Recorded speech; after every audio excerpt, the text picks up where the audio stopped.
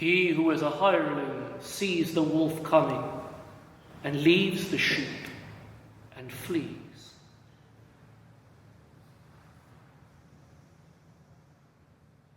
Ah, there you are. Squealing, squeezing under the wicker wall in the bullet-riddled sandbags. A blunt nose burrows into the trench. Whiskers wiggling, black eyes darting to and fro above the sliding mud and rising rainwater from the floor planks. Here, boy. You hold out a moldy sliver of bread. Nibbling, the rat never takes his eyes off your face. Never takes his eyes off your face. Gently, a mud-encrusted palm strokes his oily, slick, wiry brown pelt. He will not bite. By now, he knows you too well.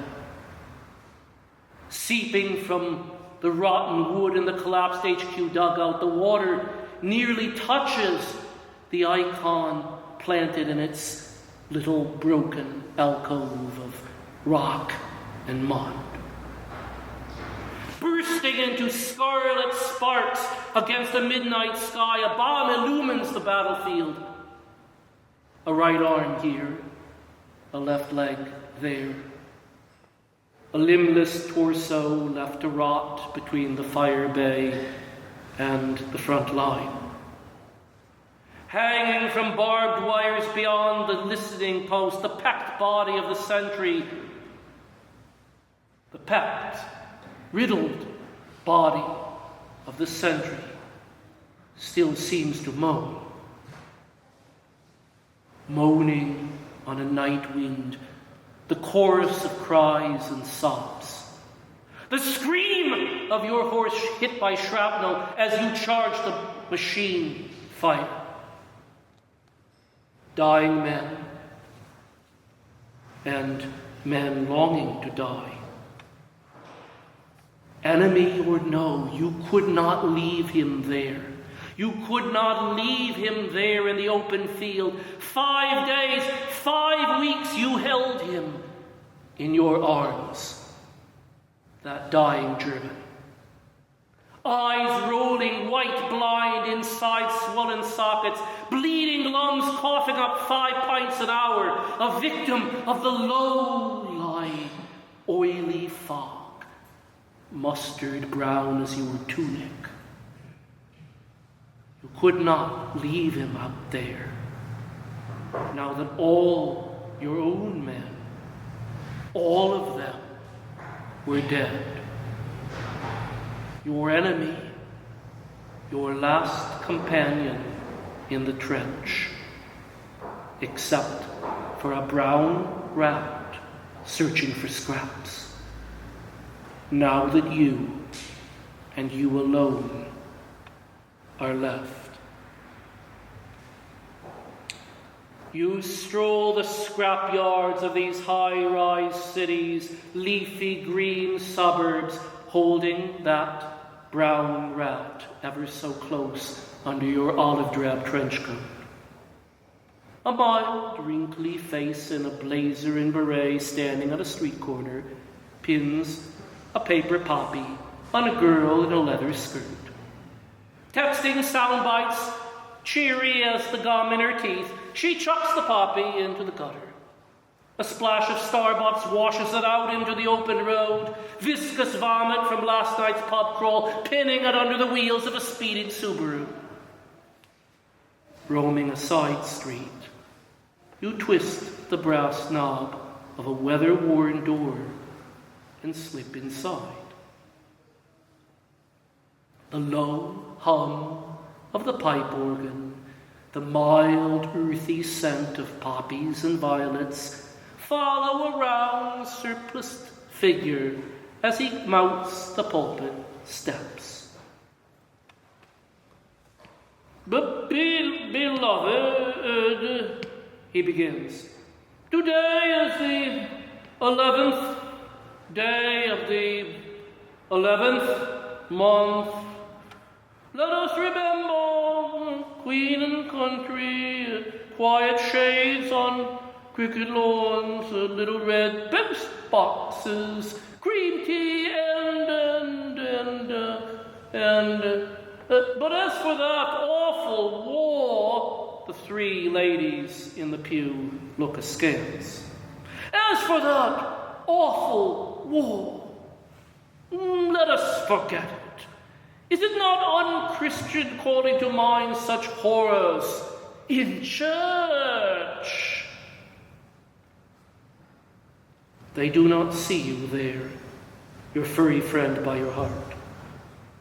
They cannot imagine your journey. From the charred steppes of your native Ukraine, the little boat plowing a sea of corpses on its voyage to Istanbul, a refugee train to Vienna across enemy lines, and thence to your hell on the Western Front. They cannot see a room in Montreal where you drown limbless torsos and bleeding lungs in a bottle or two or a dozen of cheap vodka. Mild-mannered, soft-spoken, blissfully forgetful. The vicar on that suburban side street finds his way of taking his eyes off your face, leaving you to roam the earth, forgotten. 5 weeks it took a man in a trench to die of mustard gas. It has taken you almost a century. Blunt-minded, bought and sold, brainwashed by demagogues' lies or politicians' pride, as indeed you were. Today's generation lets you die of neglect, a paper poppy tossed in a gutter.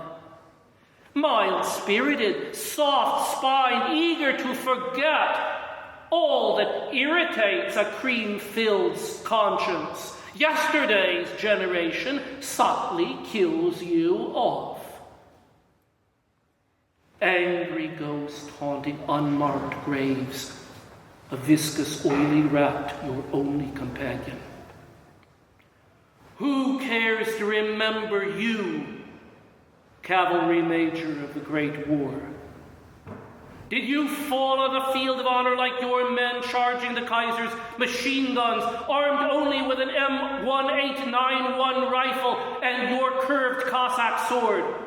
Or was your bravery no deeper than a bottle? Who remembers you? Some church-going shaman of oblivion? Or the saint in the icon in the trench? Gaunt-faced, bold-skulled, fierce-eyed, with a tongue of pure flame. In a rented room in Montreal in 1931, you sit, bottle in hand, facing the very icon retrieved from the trench. The spark of a candle burns orange 1 inch above the rough wood table. The rat sniffs the glue holding the canvas to the wood. As the spark glows a bright scarlet red, a gaunt-faced presence makes itself known. Are you a soldier like me? Are you a ghost of some soldier? You ask. A soldier. Yes, the figure says. I wear a uniform of many crosses. I know the anguish of exile. I know the forced march from home to the foggy shores of the Black Sea. I too have charged enemy lines, armed only with my honor. Honor! You slam your vodka. I have no honor! Did I ride between Amiens and Paris. No, I lay rotting in a trench, watching my men mowed down like grass. Arms, legs, eyes, torsos, butchered, all but one, says John the Golden Mouth. The foreigner that you found on the field, stripped of his eyes and his lungs. Did you not carry him to your own trench, pouring out wine and oil into his wounds? What wine? What oil? The wine of a soldier's honor, says John. The oil of your mercy. I'm no priest, you protest. True, replies the Archbishop of Constantinople. Not like that priest who averts his eyes, that Levite who crosses the road, that hireling, all those hirelings who see the wolf coming and flee. Then you struggle, eyes welling wet. Then shall anyone remember me?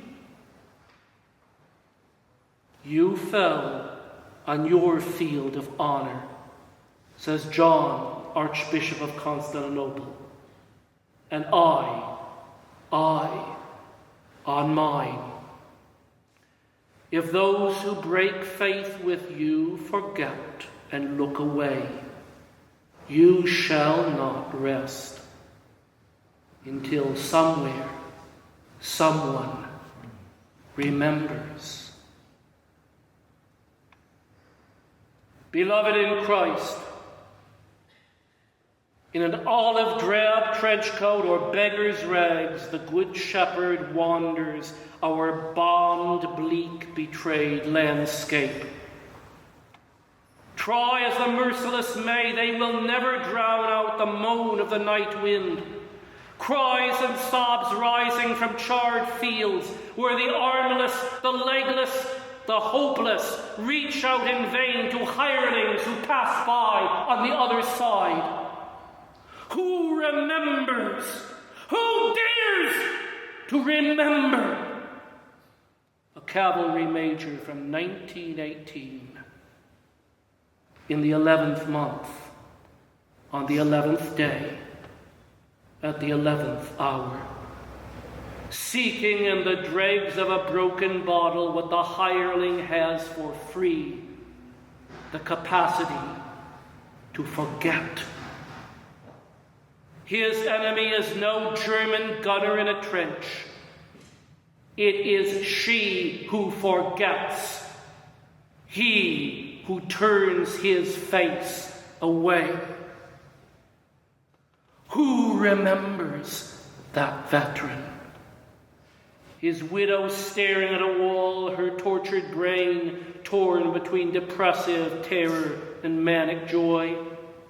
His son eating his way to a colon-corroding cancer. Or his grandson, the priest, offering a sacred sacrifice of memory for all those fallen on every field of honor, known and unknown, forgotten and remembered. Holy Father John Chrysostom and all those fallen in the wars, pray to God for us.